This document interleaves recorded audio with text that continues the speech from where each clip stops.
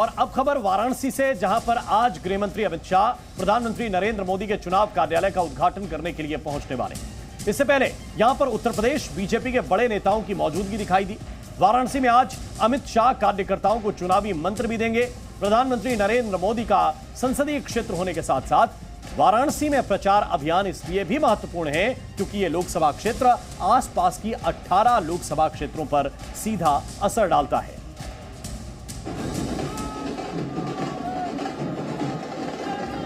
दो 2024 लोकसभा चुनाव में तीसरी बार वाराणसी का प्रतिनिधित्व करने को तैयार प्रधानमंत्री नरेंद्र मोदी के चुनाव की बागडोर 2014 में भी अमित शाह ने ही संभाली थी और 2024 में भी प्रधानमंत्री नरेंद्र मोदी के चुनाव कार्यालय का उद्घाटन करने गृह मंत्री अमित शाह वाराणसी पहुंचे। तैयारियां बता रही हैं कि वाराणसी में प्रचार अभियान से संदेश पूर्वांचल समेत पूरे उत्तर प्रदेश और बिहार तक देने की तैयारी है। वाराणसी में प्रधानमंत्री मोदी के चुनाव कार्यालय के उद्घाटन के दौरान यूपी बीजेपी के बड़े नेताओं के साथ साथ बूथ स्तर तक के कार्यकर्ताओं का शामिल होना बताता है कि बीजेपी वाराणसी को लेकर कितनी गंभीर है। यहां गृह मंत्री अमित शाह चुनावी रणनीति को लेकर कार्यकर्ताओं को संदेश भी देंगे। इसी के साथ वाराणसी से उस प्रचार अभियान की शुरुआत होगी जिसका लक्ष्य वाराणसी में सबसे बड़ी जीत हासिल करना है। वाराणसी का जो चुनाव है, जो एक प्रधानमंत्री नरेंद्र मोदी या बीजेपी का एक मानना है कि इस बार यहाँ के रिकॉर्ड को तोड़ा जाए। सन 77 में यहाँ 67% वोट पा करके सांसद यहाँ पर विजयी हुए थे। मोदी पिछली बार के चुनाव में लगभग 62-63% वोट पाए थे। तो इस बार का लक्ष्य है कि वाराणसी से अधिक जो 77 का रिकॉर्ड है उसको तोड़ा जा सके।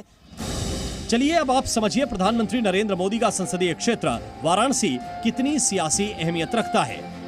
पश्चिमी बिहार से लेकर के काशी प्रांत का लगभग जो माना जाता है 18 लोकसभा यहाँ से इस काशी प्रांत के क्षेत्र में है।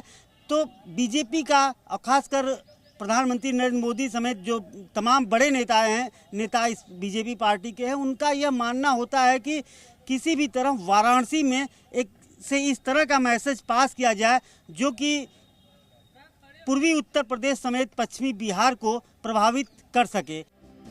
प्रधानमंत्री नरेंद्र मोदी के संसदीय क्षेत्र के तौर पर वाराणसी ने एक दशक में बदलाव का बड़ा दौर देखा है। फिलहाल अमित शाह वाराणसी में हैं। प्रधानमंत्री भी आखिरी दौर के मतदान से पहले वाराणसी पहुंचेंगे। उस वक्त का भी काशी को बेसब्री से इंतजार है।